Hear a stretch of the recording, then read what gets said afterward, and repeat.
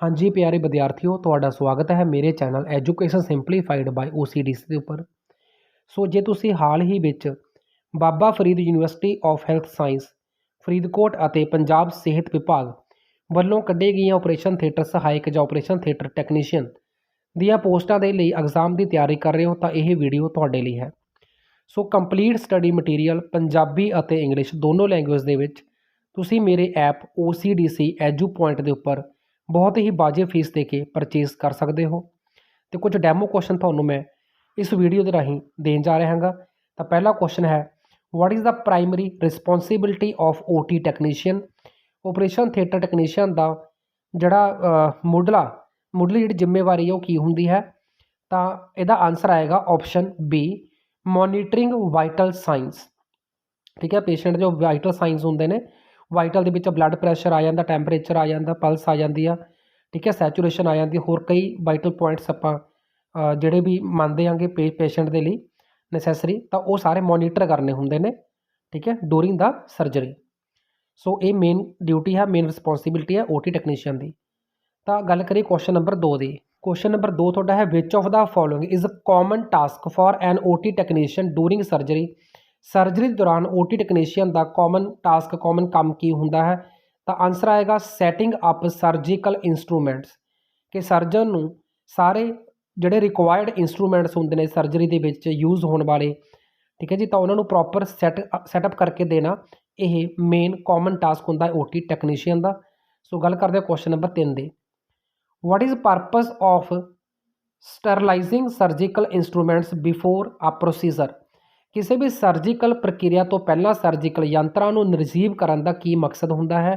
ਤਾਂ ਆਨਸਰ ਆਏਗਾ option B, to eliminate ਮਾਈਕਰੋ ਆਰਗੇਨਿਜ਼ਮਸ, ਕਿ ਜਿਹੜੇ ਸਰਜੀਕਲ ਇੰਸਟਰੂਮੈਂਟਸ ਨੇ ਉਹਨਾਂ ਦੇ ਉੱਪਰ ਕਿਸੇ ਤਰ੍ਹਾਂ ਦੀ ਕੋਈ ਕੰਟੈਮੀਨੇਸ਼ਨ ਬਾਏ ਦਾ ਮਾਈਕਰੋ ਆਰਗੇਨਿਜ਼ਮ, ਯਾਨੀ ਕਿ ਸੂਖਮ ਜੀਵਾਂ ਦੁਆਰਾ ਕੋਈ ਇਨਫੈਕਸ਼ਨ ਨਹੀਂ ਹੋਣੀ ਚਾਹੀਦੀ, ਠੀਕ ਹੈ ਜੀ। ਤਾਂ ਉਹ ਇਨਫੈਕਸ਼ਨ ਪੇਸ਼ੈਂਟ ਵਿੱਚ ਟਰਾਂਸਫਰ ਹੋ ਸਕਦੀ ਹੈ ਅਤੇ ਪੇਸ਼ੈਂਟ ਨੂੰ ਸੈਪਟਿਕ ਸ਼ੌਕ ਲੱਗ ਸਕਦਾ ਹੈ, ਪੇਸ਼ੈਂਟ ਦੀ ਡੈਥ ਹੋ ਸਕਦੀ ਹੈ।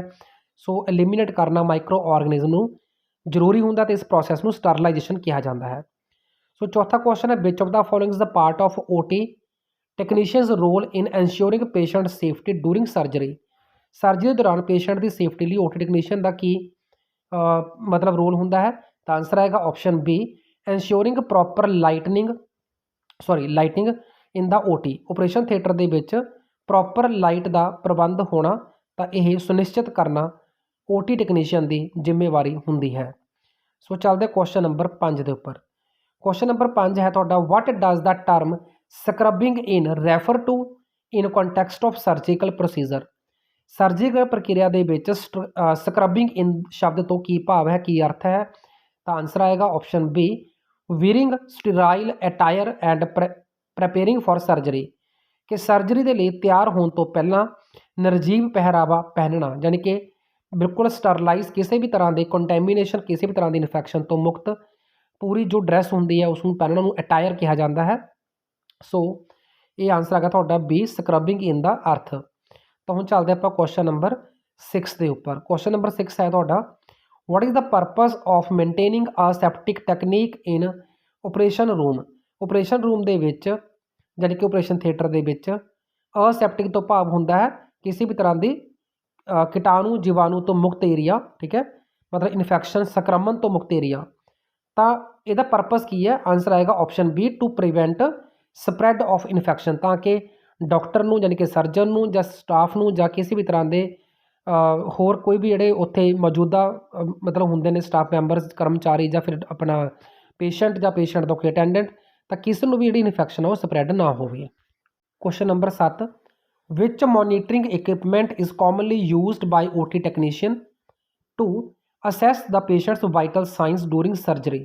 ਸਰਜਰੀ ਦੌਰਾਨ ਪੇਸ਼ੈਂਟ ਦੇ ਵਾਈਟਲ ਸਾਈਨ ਨੂੰ ਚੈੱਕ ਕਰਨ ਵਾਸਤੇ ਸਭ ਤੋਂ ਕਾਮਨ ਇੰਸਟਰੂਮੈਂਟ OT ਟੈਕਨੀਸ਼ੀਅਨ ਦੁਆਰਾ ਕਿਹੜਾ ਯੂਜ਼ ਕੀਤਾ ਜਾਂਦਾ ਹੈ। ਤਾਂ ਆਨਸਰ ਆਏਗਾ ਆਪਸ਼ਨ ਏ, ਇਲੈਕਟ੍ਰੋਕਾਰਡੀਓਗ੍ਰਾਮ ECG, ਜਿਹਦੇ ਨਾਲ ਹਾਰਟ ਦੀ ਜਿਹੜੀ ਸਥਿਤੀ ਹੈ ਉਹ ਚੈੱਕ ਕੀਤੀ ਜਾਂਦੀ ਹੈ। ਤਾਂ ਚੱਲਦੇ ਕੁਐਸਚਨ ਨੰਬਰ 8 ਦੇ ਉੱਪਰ। ਕੁਐਸਚਨ ਨੰਬਰ 8 ਤੁਹਾਡਾ ਹੈਗਾ, ਵਾਟ is the purpose of counting process during surgery. Surgery ਦੇ ਦੌਰਾਨ ਕਾਊਂਟਿੰਗ ਪ੍ਰੋਸੈਸ ਤੋਂ ਕੀ ਭਾਵ ਹੈ, ਕੀ ਉਦੇਸ਼ ਹੁੰਦਾ ਹੈ।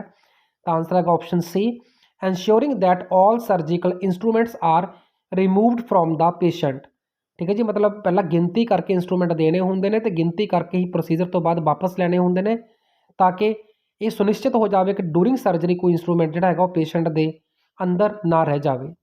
ठीक है, तो इस प्रोसैस को काउंटिंग प्रोसैस कहा जाता है। तो गल करते हैं क्वेश्चन नंबर 9 की। क्वेश्चन नंबर 9 है what is the primary responsibility of OT technician. तो इसका आंसर आएगा option B, assisting the surgeon during surgery. Surgery के दौरान यानी कि ऑपरेशन के दौरान सर्जन को असिस्ट करना यानी कि सहायता करना OT टेक्नीशियन की रिस्पॉन्सिबिलिटी होंगी है। Question number 10 which of the following is key sterile technique used in operating room.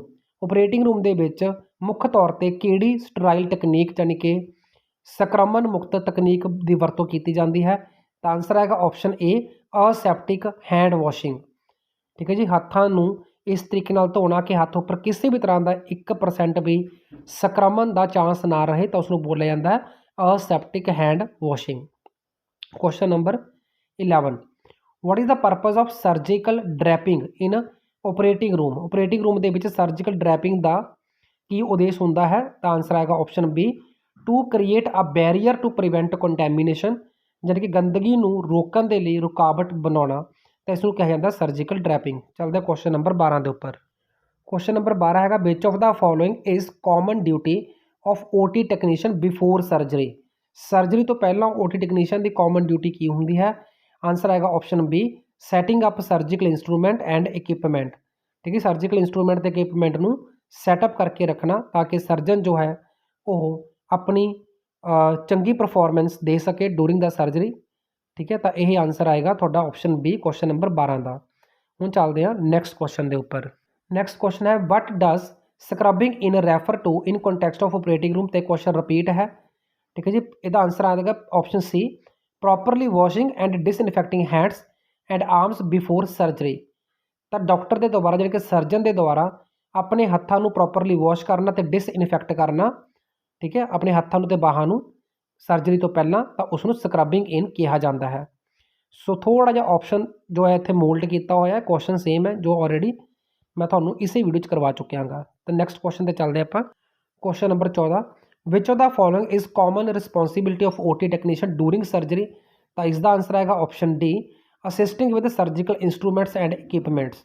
ठीक है, डॉक्टर को मतलब सर्जन को टाइम टू टाइम कोई इंस्ट्रूमेंट मुहैया करवाना या उन्होंने तो यूजड इंस्ट्रूमेंट को वापस लैके आना।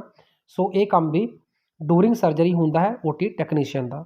सो इस कुछ कॉमन क्वेश्चन जिसकी बहुत ज़्यादा प्रोबेबिलिटी पूछे जाने की, तो बहुत ही एडवांस लैवल के अकॉर्डिंग टू सिलेबस सारे MCQ वाली नोट्स तुसीं मेरे तो परचेज कर सकते हो मेरे ऐप OCDC एजू पॉइंट के उपर बहुत ही वाजिब फीस दे के।